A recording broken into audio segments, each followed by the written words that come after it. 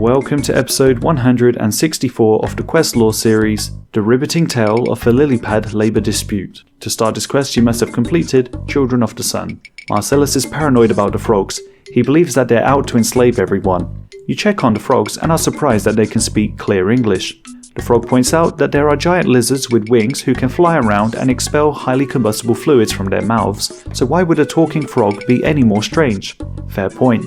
He then introduces himself by name and all the other frogs. You explain that Marcellus thinks the frogs are evil, but Gary says they're just on strike. You ask why, but they're not even sure. This is just the way it's been for so many generations that they've forgotten the original reason why, but they seem certain that Marcellus keeps mistreating them. So if Marcellus ever wants to see them working, he needs to show them some respect, and Gary calls him a greedy capitalist. You say that Marcellus thinks that the frogs were considering taking over the world, and he became so paranoid that he even considered killing the frogs. As a response to this, they actually consider taking over the world just to protect themselves. The revolution starts today, but you suggest peace instead, and we'll report back to the frogs what Marcellus thinks of this suggestion. Marcellus says peace is not an option. You ask why, and he says he can't remember, but the frogs must have done something. As he can't remember the original reason why, he's now convinced himself that the frogs must have stolen his brain. So he wants you to demand for the frogs to give his brain back by negotiating with their leader. They don't currently have a leader, although they did once consider starting a union, but they messed up all the paperwork and didn't follow through with it. Now they do feel like they have been stagnating, so this is just the thing that they need, and now they're going to hold an election. They vote based on a candidate's hopping abilities, but they are worried about Cuthbert running for election, because in the past, whilst he was a leader that promoted frogs living peacefully alongside humans, the humans have since then destroyed his favourite plant, and some wounds never heal.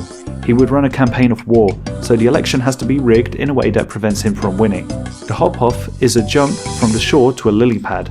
If Cuthbert's lily pad is sabotaged, he'll lose, but you can't let Jane or Dave see that you're tampering with the lily pad.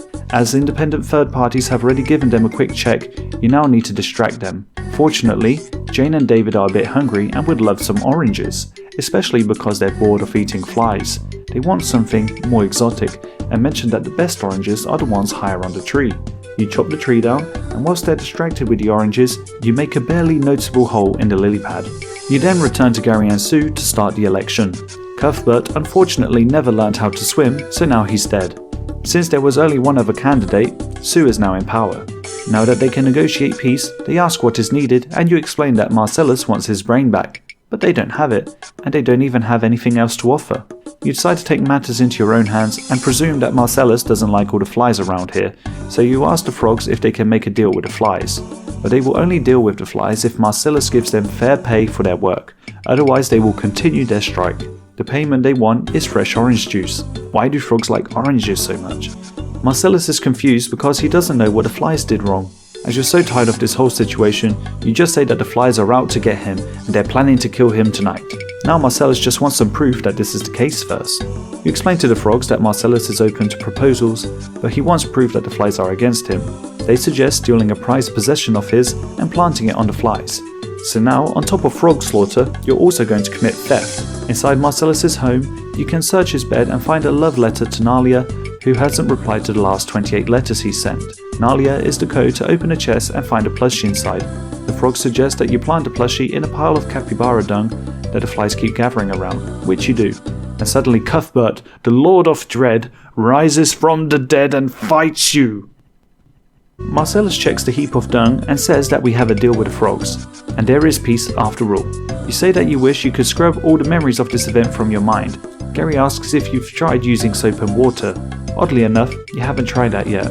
You are rewarded with a new hardwood farming patch and 2000 woodcutting XP.